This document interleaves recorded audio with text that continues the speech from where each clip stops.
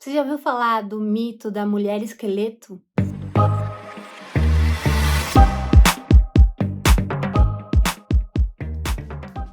Oi, meu nome é Beatriz e esse é o Lado B. O vídeo de hoje é muito especial porque eu vou trazer mais uma convidada incrível para vocês. É a Ana Clara Azevedo. Ela também é uma amiga, ex-aluna, uma mulher multifacetada das artes, contadora de história, estudante de letras, trabalha aí com documentos históricos. Ela é formada, a gente se conheceu no liceu, né? Onde ela estudou, e ela é formada em técnico de multimídias. Então, assim, ela tem muito para acrescentar, ela tem muito para falar. E o que eu queria que ela trouxesse aqui, um lado B dela, para o nosso canal, seria a leitura, então, de uma contação. Ela fazer uma contação de histórias, porque é uma coisa que ela faz e que me encanta muito. Eu já pensei em ser contadora de histórias, acho que todo mundo que gosta das narrativas, acredita no poder que tem a gente ouvir uma história, e o momento em que a gente para ouvir, tudo parece que se congela e a gente entra naquele mundo maravilhoso. E eu acho que a Ana vai fazer brilhantemente, como vocês vão ver aí, esse processo para vocês. Eu falei para ela fazer uma contação de uma história, qualquer uma que ela escolhesse, que ela achasse que tivesse a ver com o canal, né? E aí, logo assim, prontamente ela já disse que queria contar a Mulher Esqueleto, do livro das mulheres que correm com os lobos. Eu tenho essa edição, mas ela vai mostrar dela, é uma mais atualizada, da Clarissa Pinkola Estés, não sei se é assim que fala o nome dela, mas é um livro aí super famoso, né? Tem muitos estudos a respeito desses mitos e dessas histórias que envolvem o arquétipo da mulher selvagem, e um desses mitos é da mulher esqueleto. Então ela vai contar um pouquinho aí desse processo e vai contar essa história pra gente. Depois a gente conversa. Uma história narrada por Ana Clara Azevedo. Olá, meu nome é Ana e eu estou no lado B. Ai, gente, estou muito feliz, muito honrada com esse convite da B. E mais honrada ainda por eu estar aqui para fazer uma das coisas que eu mais amo, que é contar histórias. Eu faço parte de um grupo de contadores de histórias e palhaços de hospital que chama Má de Alegria desde 2017. E desde então eu venho me aprimorando e venho nessa caminhada para poder dar voz a histórias incríveis e maravilhosas. E hoje eu escolhi para contar para vocês uma história que se chama Mulher Esqueleto. Mas antes de contar essa história, queria contar um pouquinho a história por trás da história. Quando a B me fez o convite para vir aqui contar uma história para vocês, eu pensei nessa logo de cara.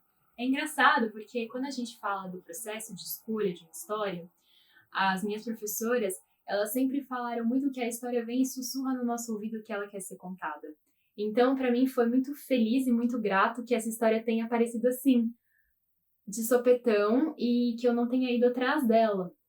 E me parece ainda mais grato porque eu conheci essa história em 2017, quando eu comecei a minha caminhada como contadora, através desse livro aqui, O Mulheres que Correm com os Lobos. E como a gente está num canal de literatura, eu vou fazer esse pequeno parênteses para contar um pouquinho sobre esse livro que a B já falou aqui. A Clarissa, ela é uma psicóloga indiana e ela vai, ao longo desse livro, que é grandinho até, contar várias histórias da tradição oral, e a partir de cada história ela vai trazer um aspecto da mente da mulher, em seu aspecto mais puro, mais selvagem, mais dela, mais interno.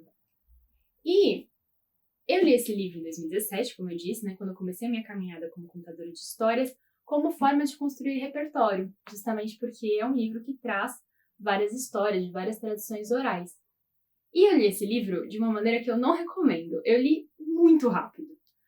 Na verdade, eu não li essa edição que eu tenho em mãos. Eu li uma edição antiga, que na verdade era da Faculdade de Educação da USP. E eu fiquei, 3 meses com o livro. Mas eu li muito rápido, eu li em, 1 mês. Só que aquele livro, ele ficou morando comigo um tempo. Até que eu me toquei e falei, não, tudo bem, preciso devolver, né? O livro não é meu, é da biblioteca. Mas essa história em especial que eu vou contar hoje, da Mulher Esqueleto, ela tem um significado muito especial porque eu me lembro da primeira vez que eu li essa história. Eu ainda estava saindo com o meu atual namorado e a gente tinha combinado de se encontrar lá no Centro Cultural do Vergueiro. E a gente se encontrou lá e ele precisou sair para resolver alguma coisa. E eu fiquei esperando lá na gramado, lá de cima. E enquanto eu esperava, eu li o capítulo dessa história. E eu lembro que quando ele voltou, eu tava assim, deitada na grama com o livro, olhando pra cima, assim, meio sem saber direito. Foi uma história que mexeu muito comigo. E logo depois eu fiz um exercício de contar ela sem palavras, então só através do meu corpo. Foi muito forte. E algum tempo depois eu descobri que uma das minhas professoras contou essa história pro marido dela, pro atual marido dela, quando eles se conheceram, e a partir daí a história deles começou. É uma história cheia de significados, cheia de simbolismos, uma história que vai falar da gente, que vai falar do outro, e acho que mais do que eu continuar aqui falando da história, é melhor a gente ir direto para ela.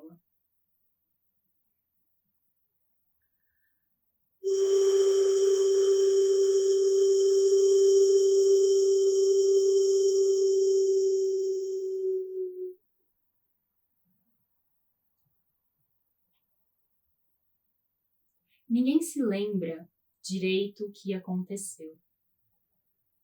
Só sabem que ela fez alguma coisa que o pai não aprovava e por isso ele a jogou de cima do penhasco. O seu corpo caiu no mar e ali ficou. Os peixes comeram a sua carne e os seus olhos. As ondas que iam e vinham levaram o seu corpo pela corrente. Os seus ossos se depositaram nas areias do fundo do oceano. E ali, ela fez a sua morada mais segura.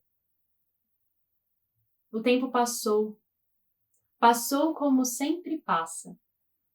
E aquela menina, que tanto medo havia passado em terra, encontrou, no fundo do oceano, a paz. Os peixes brincavam por entre seus ossos de esconde-esconde. Começou a crescer crustáceos em todos os seus ossos. E ali, observando a imensidão azul, ela finalmente descansava. Na superfície, por outro lado, um pescador chegou à baía. Ele passava fome, já fazia muito tempo que não pescava. E ele chegou ali com o seu barquinho, naquela baía, e começou a remar a baía dentro. O pescador foi remando, sem se lembrar de que seus colegas já não pescavam ali fazia muito tempo, porque diziam que aquele lugar era assombrado. Mas o pescador era jovem, não tinha essa memória. Então ele seguiu baía dentro, sempre remando o seu barquinho. Até que, achando que já estava tudo bem, tudo ótimo, ele jogou sua rede de um lado, recolheu. Nada de peixe. Jogou a rede do outro lado, recolheu. Nada de peixe. Jogou mais uma vez e também a sua linha jogou longe. E esperou.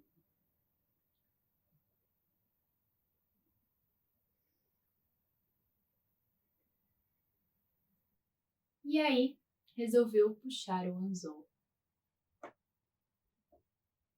Puxou e sentiu um tranco. Tinha alguma coisa no anzol.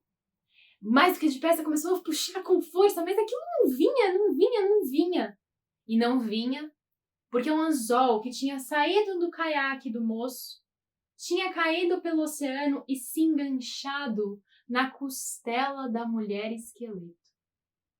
E ela sentiu aquele tranco, achou esquisito quem vinha incomodá-la na sua paz de séculos. Sentiu o puxão, e mais um puxão, e outro puxão ainda. Ah, mas daqui eu não vou sair. Ela se lembrava do que tinha lá em cima, do desassossego. Então se segurou nas areias. Mas o homem lá em cima não estava disposto a desistir tão cedo e continuou puxando. E puxou um, e puxou de novo, e puxou com toda a força. E a mulher esqueleto segurando nas rochas. Mas eu não vou sair daqui de dentro dessa água. Eu não saio, não saio, não saio até que o pescador, com as últimas forças que te restavam, puxou. E a mulher esqueleto não teve escolha. Ela saiu do seu lugar de repouso e veio pelo ar. O pescador, quando viu aquele esqueleto saindo de dentro da água e vindo em direção ao barco com os olhos abertos e aquele brilho branco, deu um grito. Ah! E começou a remar de volta. E remou, remou, remou, remou, remou, remou, remou.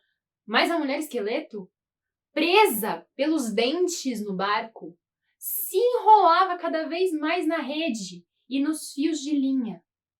Por isso, apesar do pescador remar e remar e remar com força, aquele esqueleto, aquele bicho, continuava atrás dele. E ele remou, remou, remou, remou, remou, remou, remou, remou, remou, atracou o barco e começou a correr. E correu, correu, correu, correu, correu, indo, puxando a sua rede, sem se dar conta de que a mulher esqueleto estava cada vez mais emaranhada dentro daquela rede. E ela ia se arrastando, atropelando pelas areias. Agarrou um peixe seco e comeu. Era a primeira vez que ela comia em séculos. Ela nem tinha se tocado, mas ela sentia muita fome. Mas o pescador não. O pescador sentia era medo. E ele corria, corria, corria, corria, corria, corria, corria, corria, até que chegou no seu iglu. E aí ele engatinhou no seu iglu e se sentou lá dentro no escuro pensando, ai, acabou. Acabou. Acabou, eu tô a salvo. Acabou, acabou. E ali no escuro, ele se sentiu seguro. E começou a acender uma lamparina com óleo de baleia. E aí quando ele virou, ele viu que na verdade ele não estava seguro. Aquele esqueleto tinha entrado dentro da sua casa. Mas não se sabe se a luz da flâmula, da chama, suavizava a expressão do esqueleto. O homem se sentiu compadecido com aquela figura, toda disforme, com os ossos todos fora de lugar e toda emaranhada dentro da sua rede. O homem não sentiu medo. E, mais do que não sentir medo, o homem, ele se aproximou. Ele se aproximou e, entoando uma canção, começou a desemaranhar aqueles ossos. Oh, na, na, na. E ele tirou os primeiros ossos daquela rede. Oh, na, na, na. E aí ele conseguiu tirar a linha de pesca que se enrolava nas pernas do esqueleto. Oh, na, na, na. O osso do cotovelo que tinha entrado no meio das costelas, ele desmanchou e colocou no lugar. Oh, na, na, na. O crânio, que estava meio revirado, meio para dentro, ele colocou e organizou. Oh, na, na, na. Ele deu um passo para trás e observou a sua obra, quer dizer, o desemaranhado esqueleto. Realmente ele não sentia mais medo algum. Tirou até uns pelinhos para esquentar melhor o fogo. E a mulher esqueleto, ela tinha até medo de falar.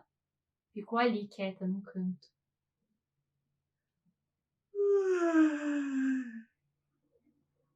pescador estava tão cansado daquele dia longo e cheio de emoções que se deitou. Se deitou nas peles e logo adormeceu. Eu não sei se vocês sabem, mas às vezes, quando a gente sonha, um sonho daqueles. Ai, daquele sonho, sabe? A gente chora. E a lágrima do ser humano desses sonhos, ela é mágica. E aquele homem naquela noite chorou uma única lágrima.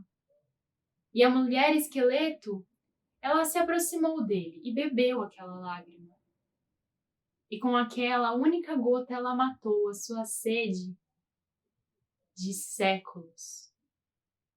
Então, ali perto do homem, ela colocou as 2 mãos sobre o peito dele e retirou o coração, que batia como um tambor. Tum, tum, tum, tum. E aquele tambor deu àquela mulher carne. O seu esqueleto branco foi se preenchendo e desenhando as formas do corpo de uma mulher. Tum, tum, tum, tum. Coração que batia forte, firme. O tambor da vida fez com que aquelas carnes se revestissem de pele. Tum, tum, tum, tum. Da sua cabeça, longos cabelos desceram até a cintura e os olhos brilharam. Brilharam como a noite cheia de estrelas. Tum, tum, tum, tum. A mulher pegou o coração e devolveu ao peito do homem e se deitou ao lado dele. Eles passaram aquela noite juntos. E qual não foi a surpresa do homem ao acordar no dia seguinte com aquela mulher ao seu lado? Ninguém sabe dizer o que aconteceu. Sabe-se apenas que os dois permaneceram juntos. E, depois de um tempo, foram embora. E mais para sempre foram alimentados pelos amiguinhos que a mulher esqueleto havia feito no tempo que passou no fundo do oceano.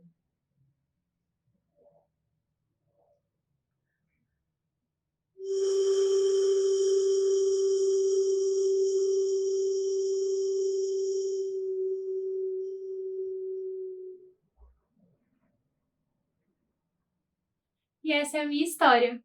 Espero que vocês tenham gostado. Bom, ela é maravilhosa, não sei se vocês estão aí bem para ter essa conversa agora, porque de fato é muito importante que a gente fique com essa imagem, né? Tem um grande nome aí da psicologia que eu admiro muito, que é o James Hillman, e ele fala exatamente isso, pra gente ficar com a imagem, que é isso que importa. Essa história, então, de muitos anos atrás, ela traz, então, algo que conversa com a nossa alma, né? Quando a gente fala de arquétipo, a gente tá falando disso, de algo que todo mundo, quando ver um arquétipo por meio de um símbolo ou ouvindo uma história, alguma coisa vai ser familiar para nossa alma. Então, que vocês consigam aí ficar com essa imagem durante esse dia, durante aí algumas horinhas, porque certamente é uma história, no mínimo, intrigante, né? Eu não conhecia esse conto, apesar de já conhecer o livro, ele tá no meu projeto de leitura desse ano. Não sei se você já assistiu esse vídeo, tem os 10 livros para ler em 2020, eu ainda não comecei, né? Tô atrasada. Mas eu dei uma estudadinha já nele para poder falar aqui hoje para vocês a respeito desse mito, porque de fato eu achei ele muito forte, assim. Ele tem mais, como todo mito, como toda a história, ah, como posso dizer, toda lenda, contos de fada, a gente pode encontrar um tom nele que às vezes é meio perturbador e que às vezes a gente fica assim, tá, e ele quis dizer o que com isso, né? Eu não vim aqui para tentar interpretar o mito para vocês ou mesmo trazer uma resposta para isso que vocês acabaram de ouvir, porque eu acho que essa experiência já é aquilo que eu queria aqui para o canal. Queria a Ana aqui narrando essa história, contando essa história, porque eu acho que a gente precisa um pouco de se desligar do nosso aqui e agora e se teletransportar para um outro mundo e não saber o que vai acontecer lá. E acredito que esse mito ele tenha me deixado um pouco incomodada, com uma questão, assim, meio indigesta, pelo menos foi essa sensação que eu tive quando eu ouvi essa contação de histórias da Ana, assim que ela me enviou esse vídeo. Então, eu não sei como é que vocês estão se sentindo aí, comentem pra mim o que que vocês acharam. Mas eu reuni, então, algumas informações a respeito desse mito para poder trazer aqui para vocês. Ele é um mito conhecido como da mulher esqueleto, além da mulher esqueleto, mas também como a morte. Então, a mulher esqueleto seria a morte aí também. Então, a gente não tá vendo a morte aqui como um mal, mas sim como uma divindade. Então, é muito importante que quando a gente vá ouvir essas histórias, principalmente de outras culturas, de outros povos, que a gente tente o máximo possível, porque eu sei que é quase impossível fazer isso, né? Ainda mais se for pela primeira vez, se a gente ainda não está treinado a fazer essa escuta, sem os nossos preconceitos, sem a nossa cultura tão impregnada. Nossa cultura judaico-cristã, ela vê a morte como um símbolo associado a algo negativo e ruim, apenas como o fim, como algo: "Ai, não, não fala disso", sabe. Várias vezes quando eu falava: "Ai, eu adoro livros que falam de morte", Ai, Beatriz! sabe, as pessoas têm uma visão negativa da morte, né. Então, eu já me interessei quando eu vi que tinha essa abordagem do conto, porque de fato é um tema muito caro para mim, que eu gosto muito de estudar. Sempre vai ser um mistério, sempre vai ser uma questão bem multifacetada, cheia de aspectos que me incomodam e que me fascinam, e acho que tem sido assim desde sempre, porque existem vários mitos, então, que falam sobre essa pessoa aí, vamos dizer assim, essa divindade que é a morte. Essa é uma história do povo Inuit, que é uma nação indígena esquimó. Então a gente tem aí uma localização bem diferente aqui da nossa, né, a gente já vai se imaginando nesse lugar, ouvindo ali numa roda, né, ouvindo essa história, imagina que incrível. E aí, o que ela tem eu vou trazer aqui um trecho do próprio livro que eu já mencionei, né, que é o Mulheres que Correm com os Lobos, em que a Clarissa coloca assim: "A morte está sempre no processo de incubar vida nova, mesmo quando nossa existência foi retalhada até os ossos." Eu achei isso muito bonito, porque a gente não pode encarar a morte, acho que é isso que me tocou desse conto, desse mito, que é a gente não pode encarar a morte apenas pelo seu lado que assusta, né. Então imagina aquele pescador vendo aquele monte de ossos, né, aquela cena e depois aqueles ossos se constituindo naquela mulher, deve ser uma coisa, assim, bizarra no mínimo, né. Então ele precisou encarar essa morte, ele precisou encarar esse lado que assusta, né. E quando a gente e no contexto aqui que tá do livro, esse mito, o que ela coloca é que quando a gente tá num relacionamento, quando a gente quer de fato entrar num relacionamento, muitas pessoas se recusam a entrar exatamente por medo de quando ele for acabar. Então: "Ah, se eu não estiver em nenhum relacionamento, ele nunca vai acabar." Inconscientemente, às vezes, a gente pensa isso. Então, o que ela traz pra gente é que, os amantes, né, os parceiros que vão entrar então nesse relacionamento, eles precisam abraçar esse lado da morte, que não é só a morte, mas é uma morte, vida, morte. É um ciclo, então é uma parte do arquétipo feminino, da mulher e dos relacionamentos que faz essa menção aos ciclos, que tudo tem um começo, mas tudo tem um fim, e que o fim não é necessariamente ruim. A gente precisa amar e acolher o fim da mesma forma que a gente ama os começos, porque eles são novos começos. Todos os fins são os novos começos.